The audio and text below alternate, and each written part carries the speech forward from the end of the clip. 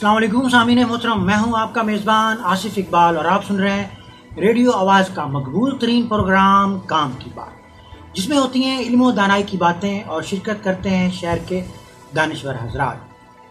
सामीन, जंगलात के बगैर इंसान की ज़िंदगी का तसव्वुर भी नहीं कर सकता कि इससे हम ऑक्सीजन लेते हैं, इससे हम ज़रूरत ज़िंदगी की तमाम तर अशिया बनाते हैं और भी हमारी ज़रूरत के लिए ये किस कदर अहम है, इसके लिए आज हमने दावत दी है डिविजनल फॉरेस्ट ऑफिसर जनाब मोहतरम फ़याज़ अहमद ख़ान बलोच साहब को। आइए इनसे मुखातिब होते हैं। अस्सलाम वालेकुम सर। वालेकुम अस्सलाम।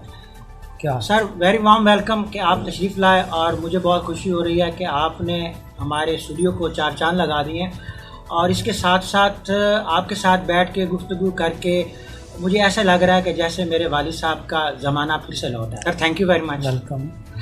सर, ये बताइएगा कि फॉरेस्ट डिपार्टमेंट मुआशरे में और इंसानी ज़िंदगी के लिए किस कदर अहमियत रखता है? ऐसा है, किसी मुल्क की मईशत बरकरार रखने के लिए, उसके एनवायरनमेंट को, इकोसिस्टम को बरकरार रखने के लिए नेचुरली हमें जो आदाद शुमार है उसके मुताबिक 25% हिस्सा एरिया उस मुल्क का उस पे जंगलात होना ज़रूरी है, यानी कि चौथा हिस्सा पूरे एरिए का।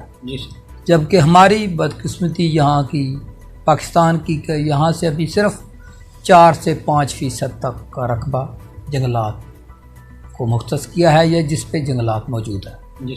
जबकि इसके लिए आपको पहले बताया कि 25% होना ज़रूरी है इकोसिस्टम के लिए, नेचुरल एनवायरनमेंट के लिए, ऑक्सीजन, नेचुरल बैलेंस, जो इकोसिस्टम है ना उसमें बैलेंस चाहिए, तब इंसान कंफर्टेबल है। तो उसके लिए 25% होना ज़रूरी है, जबकि हमारे यहाँ ऐसा नहीं है। तो ये इंटरनेशनल एनवायरमेंटल रिक्वायरमेंट है। हाँ, कि इंटरनेशनल किसी मुल्क का 25% होना बहुत ज़रूरी है। सेकेंडली, हमारे यहाँ इस जंगलात को इतनी अहमियत नहीं दी गई जितनी के बाकी ममालिक में। फॉर एग्ज़ाम्पल, इंडिया में अगर दरख्त कटना हो तो वो रोड की डायरेक्शन चेंज कर देते हैं, दरख्त नहीं काटते। अगर रास्ते में दरख्त आ रहे हों तो वो दरख्त नहीं काटते, वो रोड का डाइवर्ट कर देते हैं, रूट चेंज कर देते हैं कि जिस पे दरख्त ना हो। बल्कि बहुत से सेंसिबल सिटीजन तो ऐसे भी हैं कि अगर वो कंस्ट्रक्शन कर रहे हो प्लाजे की या हाँ, घर की, तो वो क्या करते हैं कि वो हिस्सा छोड़ देते हैं। हाँ जी, वहाँ पे अगर वो कमरा बना रहे हैं तो वो हिस्सा छोड़ दिया और बाकी जगह को इस्तेमाल कर लेते हैं, लेकिन वो दरख्त नहीं काटते। यही, लेकिन हमारे यहाँ इसकी बदकिस्मती है, हम चाहते भी हैं दरख्त काट भी जाएं, लेकिन मैं अक्सर कहता हूँ कि हम जो है ना, जब कोई फिलिंग स्टेशन लगाना हो, कुछ करना हो, रोड के किनारे हो, किसी शॉप के सामने, वो कहते हैं जी कट जाए। लेकिन जब उसको आजकल की जैसे स्कॉर्चिंग हीट है, उसमें वो कोशिश करता है कहीं मुझे दरख्त मिले, मैं उसके साए के नीचे जाके गाड़ी खड़ी करूं। धूप में वो गाड़ी खड़ी नहीं कर सकता। ये ऐसी बात है। तो वो आप देख लें कि कुदरत ने, ये आज नहीं 1400 साल पहले हमारे इस्लाम में, कुरान मजीद में है कि शजर जो है वो सजदा करते हैं, तो उसकी अहमियत हज़रत सल्लल्लाहु अलैहि वसल्लम ने इसकी बयान की, इसकी, और कि दरख्त लगाएं और जन्नत में घर बनाएं। माँ की गोद के बाद झूला है, ठीक है, और जब उसको कब्रिस्तान में ले जाते हैं तो वो भी लकड़ी का बना होता है। सर, मुझे याद है कि मेरे वालिद साहब ने ना बाकायदा इसके ऊपर एक पूरा मजमून लिखा था और उसमें मुझे आप भी बचपन से याद है कि जैसे आप फरमा रहे हैं कि उन्होंने माँ की गोद से झूले से लेके कब्र तक जो उसका वो उसमें दफन किया, उसका वो बनता है, बॉक्स बनता है मैयत के लिए, वो भी उन्होंने साथ ये भी कि वो जहाँ उसको गुस्ल दिया जाता है वो फटा जो होता है वो भी लकड़ का ही होता है। तो इंसान बचपन से लेके और मरने तक उसकी ज़िंदगी में जो फॉरेस्ट का है, लकड़ का जो करैक्टर है वो उसके अलावा आप ये ऑक्सीजन दरख्त फराम करते हैं। अगर ऑक्सीजन नहीं होगी तो आपके लिए लाइफ मुश्किल हो जाएगी, ज़िंदगी मुश्किल है। तो ये खड़े खड़े दरख्त जो है ना, ऑक्सीजन का, बड़े बड़े दरख्त जो है ना, वो ऑक्सीजन का मंबा है। तो अगर वो नहीं होंगे, फिर जो कार्बन हम करते हैं, फिक्स करते हैं ना, कार्बन फिक्स करते हैं, ये जो हम जो है ना जी, मसलन हमारा हम कहते हैं कि ये जो कार्बन डाइऑक्साइड जो हम करते हैं और ऑक्सीजन ये दरख्त छोड़ते हैं, तो यो है कि देखें, अगर दरख्त फसल है कट गई, खा गए, लेकिन जो लकड़ी बनी हुई है ये अभी भी कार्बन फिक्स कर रही है। ऐसी बात, ये टेबल जितने देर तक लकड़ी का चल रहा है इसमें कार्बन फिक्स रहेगी। तो ये प्रोडक्ट ऐसी है कि ये जब ये दरख्त था उस पर भी कार्बन स्क्यूज कर रहा था, कटने के बाद फर्नीचर में आया तब भी कार्बन उसकी गई नहीं। जबकि जो गंदम है या एग्रीकल्चर क्रॉप है तो ठीक है, कार्बन का मंबा तो है, ग्रीन है, लेकिन जब वो कट गए तो फिनिश हो गए, उसके बाद उनका किरदार खत्म हो गया। जबकि दरख्त जो है वो जिस फॉर्म में आएगा कट के उसमें वो पैरल रहेगा। ये डीकम्पोज होके अगर पड़ी भी होगी किसी जगह पड़ी होगी, इवन किसी कूड़े के ढेर पे भी पड़ी होगी, वहाँ भी ये कार्बन स्क्वीज करती रहेगी। बिल्कुल सर, जंगलात की जो अहमियत है इस पे तो कोई दोहराए है नहीं। लेकिन अब सर ये बताइएगा कि जो फॉरेस्ट डिपार्टमेंट है, जिसके आप डिविजनल फॉरेस्ट ऑफिसर भी हैं, तो आप खुद इसे बाखूबी जानते हैं, और मैं ये चाहता हूँ कि हमारी कम्युनिटी को भी इस चीज़ का पता चले कि आपका फॉरेस्ट डिपार्टमेंट जो है वो इसमें क्या किरदार अदा करता है। फॉरेस्ट डिपार्टमेंट ने को बहुत सारी स्कीमें शुरू की प्राइवेट लोगों के लिए। जब हमने सर्विस ज्वाइन की तो उस वक्त फ्री ऑफ कॉस्ट हम प्लांट्स और स्टम्प्स लोगों को देते थे, लेकिन यहाँ के लोग इतने अवेयर नहीं हैं। वो माले मुफ्त दिले बेरहम, वो हम कलमे देते, पौधे देते, वो जाके फेंक देते। फिर गवर्नमेंट ने 25 पैसे, उस वक्त 92-93 की बात करो, 25 पैसे 50 पैसे कीमत, ताकि कुछ ना कुछ जिम्मेदार पे करके ले जाएगा तो शायद वो लगा ले। अब मौजूदा हुकूमत ने इस पे बहुत काम किया है। 10 बिलियन ट्री प्रोजेक्ट पंजाब में शुरू हुआ है, जिसमें पहली दफ़ा नहरें, सड़कें और जंगलात, बेले, जो रेंज लैंड है, सबको टैकल किया गया है। मतलब लाहौर का बॉर्डर एरिया से हमारा मरी का हेड तक, जहाँ तक हमारी पंजाब का है, तो हर एरिया, चाहे वो रेंज मैनेजमेंट है, चाहे स्क्रब है, चाहे फुटहिल्स ऑफ मरी हैं, चाहे मरी है, चाहे मैदान है, जंगल है, दरिया है, जहाँ जहाँ फॉरेस्ट की ज़मीन अवेलेबल है वहाँ पौधों के लिए इस दफ़ा प्रोजेक्ट बनाया गया है और फॉरेस्टेशन के लिए। तो वो उस पर कामयाबी से काम जारी है।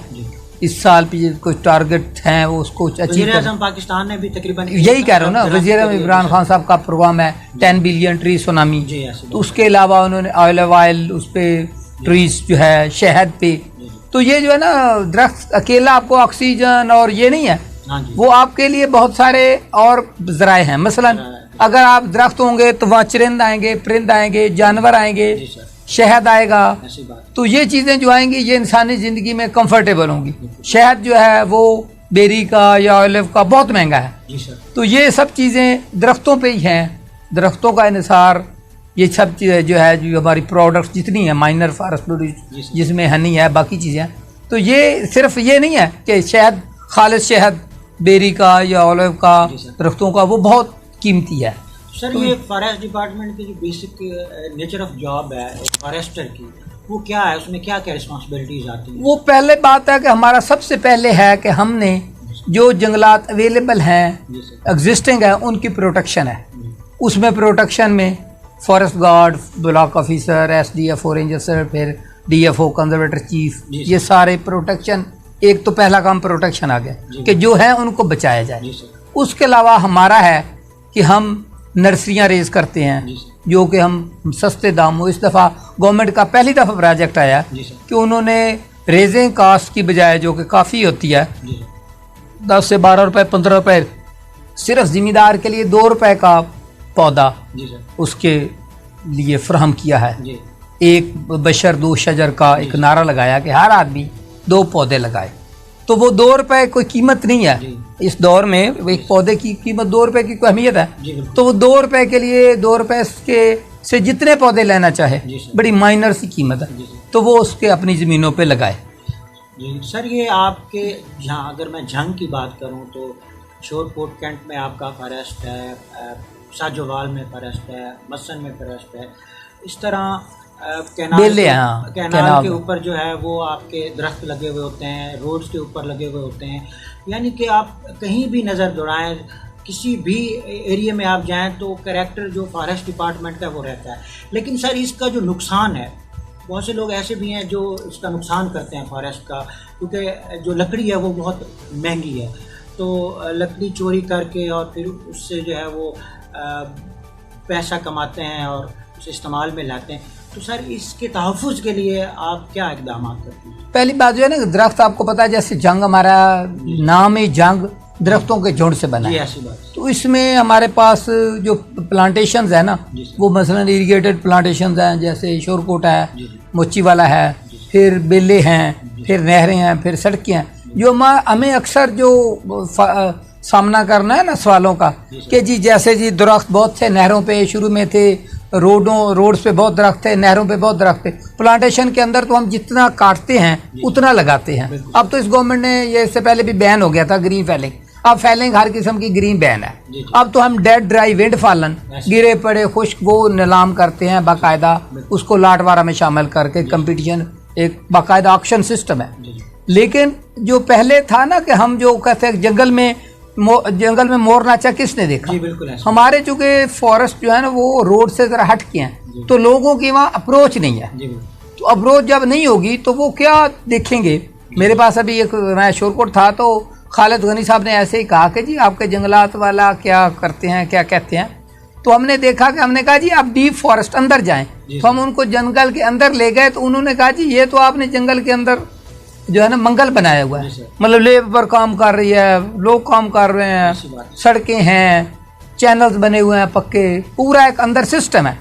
10,000 एकड़ हमारा शोरकोट है, तो वो बाहर से 10,000 में ज्यादा 1 किलोमीटर या 1.5 किलोमीटर बाहर नजर आएगा। तो 10,000 एकड़ जो अंदर है वो तो उसी को पता चलेगा जो अंदर जाएगा कि अंदर एक क्या क्या चीज है, हम सिस्टम कैसे कर रहे हैं, 10,000 एकड़ को मैनेज कर रहे हैं। उसके लिए सड़कें हैं, मेन्स हैं, खाल्स हैं, उसके बाकायदा कंपार्टमेंट बने हुए हैं, उनकी बाउंड्री है जिस पे हम मूव करते हैं। तो वो ये है सिलसिला। सेकंड जो आप कह रहे हैं ना कि हमारा जो अक्सर क्वेश्चन है, आप जितनी भी गंदम पैदा कर लें, जब गंदम आखिर खाई जाएगी, ऐसे ही है ना। आप मकई मेज पैदा कर लें, कुछ चीजें पैदा कर लें, वो जब आप खाएंगे नहीं, आप गंदम नहीं दूसरे साल लगाएंगे तो आप कहाँ से खाएंगे? हमारा डिपार्टमेंट काफी अरसे से कैनाल और रोड से पिछले 30, 35, 40 सालों में कोई दरख्त नहीं लगा। जब 40 साल में किसी नहर पे, सड़क पे कोई दरख्त नहीं लगेगा, तो दरख्त की उम्र 40-50 साल है एक दरख्त की उम्र, उसके बाद उसने मरना है। चाहे वो ऑक्शन हो जाए, चाहे गिर जाए, डिकम्पोज हो जाए, थेफ्ट हो जाए, वो किसी न किसी उसने खत्म हो जाना।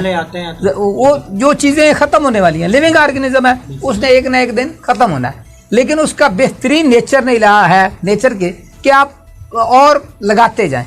अब इंसान पहले बड़े खत्म हो जाए तो बच्चे और ना आए, तो रिजनरेशन तो हो जाए। 40 ईयर से जो है ये इसकी नहरों पे, सड़कों पे कोई प्लांटेशन नहीं हुई, जो कि बहुत बड़ा, क्योंकि उसमें एक फंडिंग, फिर सेकंड कुछ उसकी गवर्नमेंट का वो इतना इंसेंटिव इस पे नहीं था। अब गवर्नमेंट ने कहा ना कि इस दफा गवर्नमेंट ने हमें नहरों पे, सड़कों पे लगाया।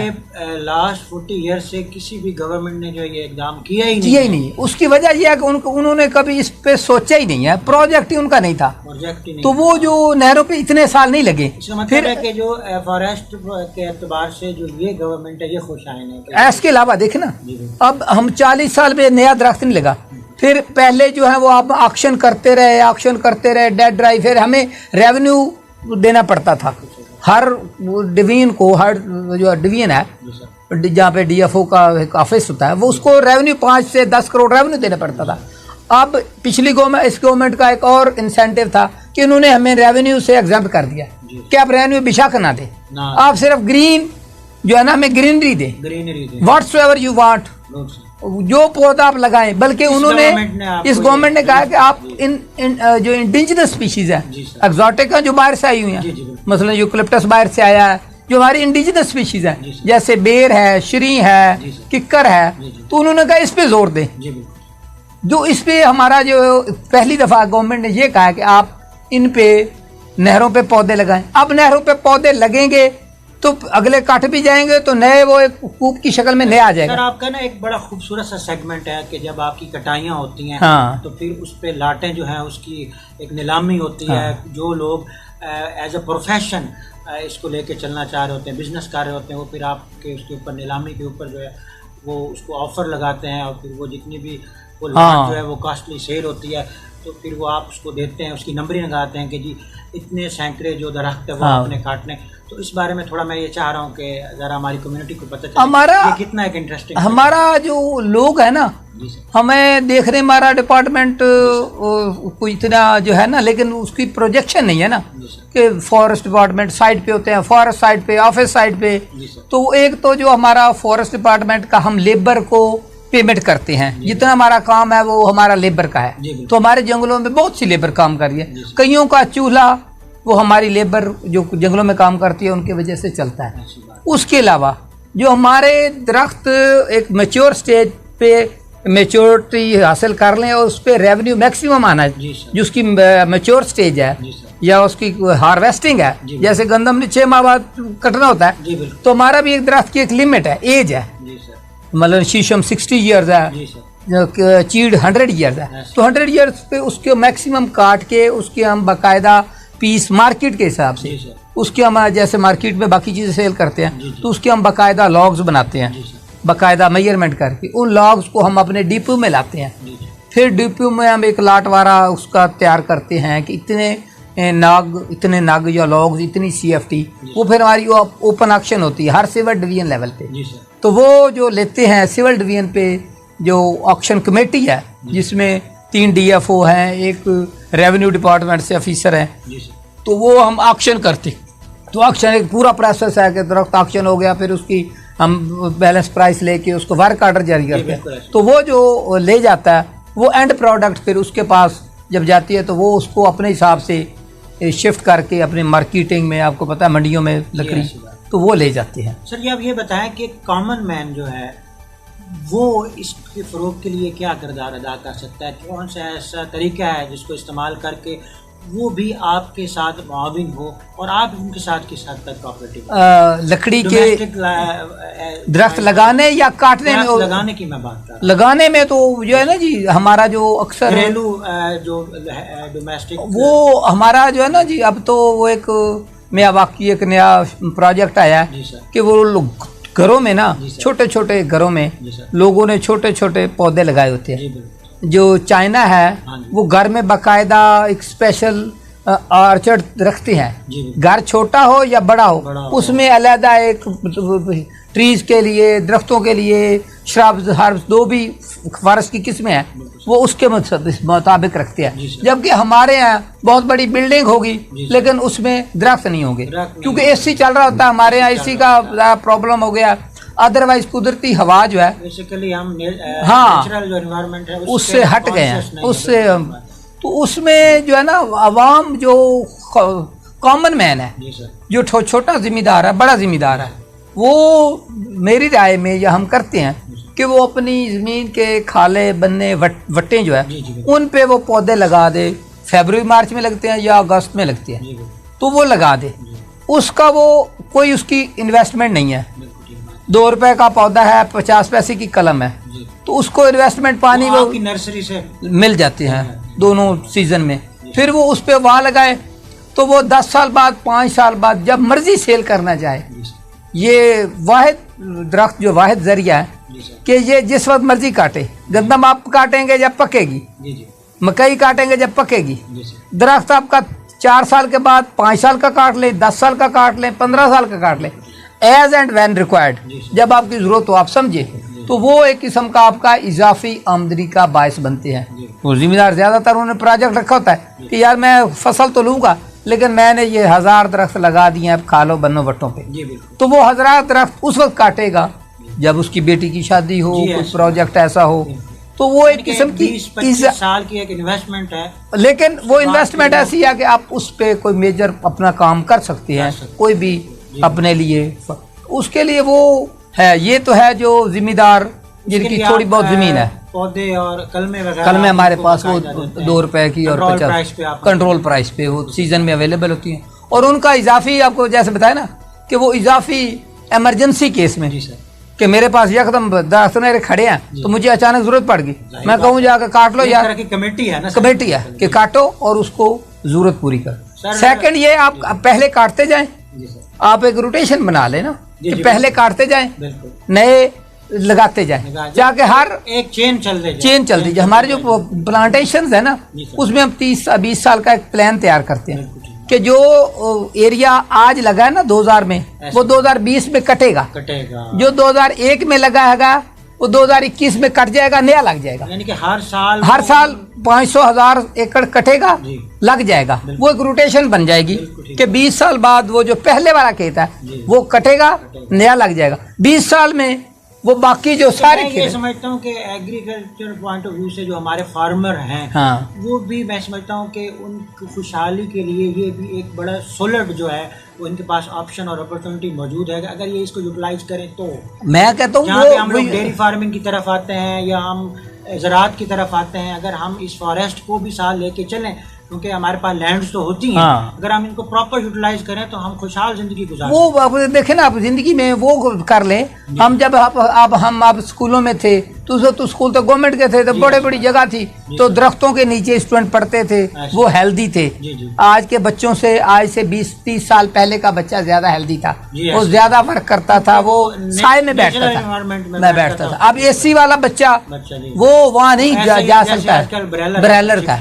तो ये चीजें जो है ना, बाकी जिम्मेदार हो कोई भी हो, दरख्त हो, बच्चे जो है छोटे छोटे बच्चों की तो निगाहत करें। बच्चे को हमारे यहाँ असल में ना, हम माहौल फ्रेंडली नहीं है, फायर फ्रेंडली नहीं, हम जाते जाते दरख्त की कोंपल छोटा लगा तोड़ देते हैं। बिल्कुल सही बात। ये है, या ऐसे ही उसकी अहमियत, जबकि बाकी वो कहते हैं कि ये जो है ना, ये एक बहुत बड़ा जुर्म है, दरख्त काटना, छोटा बता। वो जिम्मेदार जो है ना, वो अक्सर अपारा जो है ना, या जो हमारे जो फॉरेस्ट अफेंडर्स है, वो अपने थोड़े मफाद के लिए वो इसको, हमारे यहाँ चूँकि वो ट्री लविंग कंट्री हम है ही नहीं, तो उसके लिए हमें इसके लिए मिल के हम सबको सोचना पड़ेगा, इस पे वर्क करना पड़ेगा, और सब लोग इसको अपना फ्रीजा समझ के दरख्त लगाएं जहाँ पे जगह मिले, जैसे मिले वो। अब जब आप 24 घंटे में इतने काम करते हैं, तो अगर दरख्त लगे होंगे तो उसकी वो आपको जो फायदा है वो आपका। सर, ये रेडियो आवाज़ ग्रुप का लाइव स्टूडियो है और अल्हम्दुलिल्लाह 100 किलोमीटर रेडियस तक उसको live through radio during travel लोग सुनते हैं, और इसके अलावा नेट के ऊपर ऑल ओवर द वर्ल्ड इसे सुना जा रहा है। सोशल मीडिया के ऊपर भी मिलियन व्यूवरशिप इसकी जाती है। तो सर, मैं ये चाहूँगा कि आप as a divisional forest officer हमारी कम्युनिटी को, हमारी नेशन को क्या मैसेज देना चाहेंगे? मेरा मैसेज ये है कि अब अभी नहीं तो कभी नहीं। चलो, अब जब तक हम तक मीडिया नहीं था, लोगों के पास ऑप्शन नहीं थी, लोगों ने जैसे कहता सुना नहीं था, पता नहीं था दरख्तों की अहमियत का। उस वक्त तो एक होता है ना कि जिसने सुना नहीं वो तो कह सकता है कि मुझे पता नहीं। अब तो वर्ल्ड वाइड पे शोर है ग्लोबल वार्मिंग का, हीट है, ऑक्सीजन की कमी, ये जो ग्लोबल वार्मिंग है, ग्लेशियर, जैसे इमरान खान साहब ने कहा कि ग्लेशियर अगर ख़त्म हो गए तो कोलैप्स, और पानी की अहमियत हमारे यहाँ वो बाकी जो फॉरन से है कि उनके पास सारा तरफ समंदर है, लेकिन पानी की अहमियत उनके लिए बहुत है। तो हमारे इस्लाम में भी है कि पानी को लिमिट के अंदर यूज़ करें। तो हमारे अकरम सल्लल्लाहु अलैहि वसल्लम की हदीस से पाक है कि अगर कोई शख्स दरिया के किनारे पर भी बैठा है तो फिर भी वो पानी का इस्तेमाल बेदरेज ना करें। सेकेंडली जो है ना, एक और है कि अगर आपके पास एक पौधा है और क़यामत आ गई है, तो क़यामत आ गई है, तो आप ऐसा करें कि वो पौधा अगर आपके हाथ में है तो उसको लगाने की कोशिश करें। ये अहमियत है कि उस वक्त की कि जब क़यामत आ गई है, तो इसका मतलब है कि इसकी अहमियत आप खुद इससे अंदाज़ा लगा लें कि क़यामत हो, और उसमें भी आप उस पौधे को लगाने की कोशिश करें। तो हमारा यह है कि यहाँ के लोग अपनी थोड़ी ज़मीनें ज़्यादा हैं जहाँ पे अवेयरनेस नहीं है, फिर हमारा ज़ाती मफाद, हमारा जो है ना ज़ाती, इसमें यार दरख्त पता नहीं कब आएंगे। हम असल में अर्ली चाहते हैं ना, शॉर्टकट इस्तेमाल करते हैं कि जी दरख्त भी आए तो वो भी कोई ऐसा दरख्त आ जाए 6 माह में तैयार है। दरख्त ने तो फिर अपनी उम्र पूरी करनी है, तो वो उसके लिए हमें लोगों को चाहिए कि वो दरख्त लगाते जाएं, और उनका अहमियत उसको अंदाजा होता है कि जो जब क्राइसिस में हो और उनको बेचे, तो फिर लोगों ने अब बहुत सारी हमारी जो है ना कम्युनिटी, उन्होंने अब इस पे हमसे ले जाते हैं, वो अपना दरख्त लगाते हैं, उन पे उनका मेजर प्रोजेक्ट, मसलन हमारे कई है, उन्होंने कहा यार गाड़ी लेनी है, यार को 100-200 दरख्त लगा दे, उसमें जितने हो जाएंगे ना वो आपकी गाड़ी आ जाएगी। जी बिल्कुल। तो वो इस किस्म का प्रोजेक्ट लोग शुरू कर दें और उस पर पानी कुदरत में यहाँ के थोड़ा सा हमारा सेटबैक है, हमारा एनवायरनमेंट यहाँ का फ्रेंडली फॉरेस्ट के लिए नहीं है। क्योंकि आपने देखा होगा कि जो है ना यहाँ के नेचुरल दरख्त वो था वाण, पीलू, बेर, इसका मतलब है कि यहाँ बारिशें नहीं होती। वो इंडिकेशन थी कि यहाँ पे बारिशों की कमी है, पानी की कमी है। तो अब उस पर आगे आया कि अब इतना पानी, अब तो ट्यूबवेल आ गए हैं, पीटर आ गए हैं। ये उस वक्त की बातें है ना जब कोई क्रूड ऑयल इंजन किसी के पास होता था, मशीनरी महंगी थी, मोटर बाइक बहुत महंगे थे, कोई थे। तो आजकल देख लें शहरों में मोटर बाइक की क्या हाल है। तो ऐसे ही पीटर पंप, पहले क्रूड इंजन ऑयल थे, फिर पीटर पंप आ गए। अब तो पानी की वो कमी नहीं रही जो पहले कभी थी। तो अब आप उसके आने की बजाय दरख्त जहाँ भी हो, जो भी हो, दरख्त लगा देंगे। फ्रूट प्लांट हम आप कोशिश कर रहे हैं फॉरेस्ट में फ्रूट प्लांट लगाएं। कोई फ्रूट प्लांट इंडिया में बहुत सा रेवेन्यू वो अपनी नहरों और सड़कों पे जो फ्रूट प्लांट है उनसे कमा रहे हैं। तो वो अगर नहरों और सड़कों पे फ्रूट प्लांट लग जाएंगे तो वो कल को आपका रेवेन्यू का बायस बनेंगे। फिर जब आएगा बर्ड आएंगे, हमारे यहाँ मुझे एक याद है कि एक हमारा चीचा वतनी और छंगा मांगा, वहाँ पे शहतूत बहुत होता था, तूत छोटा। तो तूत पे तिलियर इतना आता था कि बेइंतहा। और तिलियर आपको पता बहुत खूबसूरत जानवर, बहुत खूबसूरत परिंदा है, लेकिन उसको भी एक तो हंटिंग हमारे यहाँ इलीगल हंटिंग हमारे यहाँ जो शिकारी भी हाँ वो शिकारी भी बहुत है, हर बंदा शिकारी है और वो माइट इज राइट के वो कर रहे हैं। सेकंड जो है ना, जब उसको शहतूत की वो गोल नहीं ना मिली तो उसने अपना रूट बदल लिया। उसको क्या जरूरत है कि साइबेरिया या उधर से आए और वो पाकिस्तान में ही आए मरने के लिए, और वो ना उसके पास हो गर्मी से मर जाएगा या गर्मी से मर जाएगा। या उस वक्त आपको बताता है जंग में खजूर बहुत थी तो खजूर पे बहुत तिलियर आता था। अब लोगों ने जमीन को काट के वो एक आध खजूर खड़ी होती है उस पर भी हंटिंग जैसे कह रहे हैं। तो वो प्रेशर इतना हमारा आबादी का आ गया कि तिलियर ने तो आना है ना, वो यहाँ से होते हुए ना साइड से गुजरते हुए इंडिया चला जाता है या जहाँ पे उसको सेफ है। तो वो उसके लिए उसको तो उस कुदरत ने हर एक में अपना रखा है खतरा, उसको नजर आ जाता है। तो जिधर के खतरा नजर आता है वो उधर पिछले दिनों शोरकोट में था तो वहाँ चिड़ा जो है ना साइबेरिया से चिड़ा आया, ये जो गुजरने वाला चिड़ा है ना इससे बेहतर आया। तो वो आया और 1-2 साल आया, उसके बाद उसने देखा कि यहाँ पे मेरा सर्वाइवल मुश्किल है, तो उसने अब साइबेरिया से उड़ के कहाँ जाता है, यहाँ नहीं आता। सर एक पर्सनल क्वेश्चन है, मैं ऐसा 30 साल से आपके साथ जो है वाबस्ता हूँ, आपसे मुलाकातें रहती हैं माशाल्लाह, हमारे साथ के कलीग भी रहे। तो सर लास्ट 30 ईयर्स से मैं आपको जू का तू देख रहा हूँ, वैसे के वैसे स्मार्ट हैं, वैसे के वैसे यंग हैं। सर क्या राज है सर? बस मैं कोशिश करता हूँ कि मैं अपना डाइट ज़रा उस पर ख्याल रखूँ।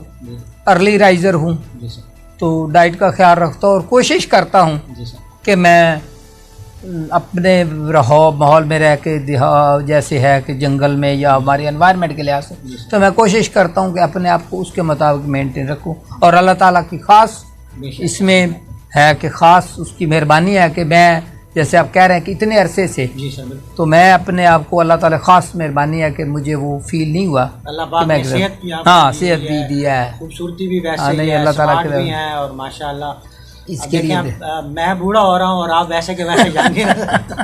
बस ये कुदरत का एक गॉड गिफ्टेड है, तो उसके लिए थोड़ा सा आपको कोशिश करें कि आप ओवर डाइट ना हों। और उसके अलावा मतलब देखिए आपने ये आपके हाथ में है। मैं एक है हमारा एक बुरे अच्छे बॉस थे, उन्होंने कहा था भूख और नींद ये 2 ऐसी चीजें हैं जिसको आप बढ़ाते जाएंगे बढ़ती जाएंगी, आप कम करते जाएंगे कम होती जाएंगे। जितने आप अपने खुद को आदत बनाएंगे आप खाना ज्यादा शुरू कर देंगे, वो आपका भूख बढ़ती जाएगी और फिर वो आपके बैड उस पर सेहत पे असरात आएंगे। तो उसके अलावा कोशिश करते हैं अल्लाह ताला की खास, फिर बाकी सेहत तो अल्लाह ताला के हाथ में है, बंदा तो कुछ ऐसे ही जो हाथ ही मारता है कि चलो बंदा ठीक है। फिर आप वेल बिहेवियर भी हैं, जो इंसान का बिहेवियर होता है उसमें इखलाक होता है, उससे भी इंसान की पर्सनैलिटी के साथ हाँ अल्लाह ताला की तरफ से वो मुझे है कि अनस्मुख इंसान जो है वैसे भी समाज बेशक ऐसी बात है। Sir thank you very much, आप हमारे स्टूडियो में तशरीफ़ लाए और बड़ी खूबसूरत बातें और मालूमाती बातें जो हैं वो हमारी कम्युनिटी तक पहुंची। तो सर मैं आपका मशहूर हूँ, आप तशरीफ़ लाए। मेरे लिए ये बहुत खुशी की बात है कि अभी मैंने 2 माह पहले यहाँ पे ज्वाइन किया, जी सर। तो मुझे मौका मिला अपने ख्यालात का इज़हार करने की आपके इस चैनल की वजह से।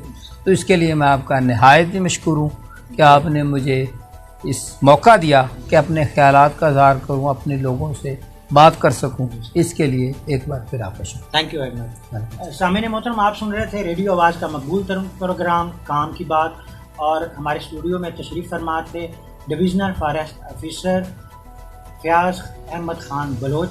इन्हीं अल्फाज के साथ अपने मेज़बान आसिफ इकबाल को इजाज़त दीजिए। अल्लाह हाफ़िज़।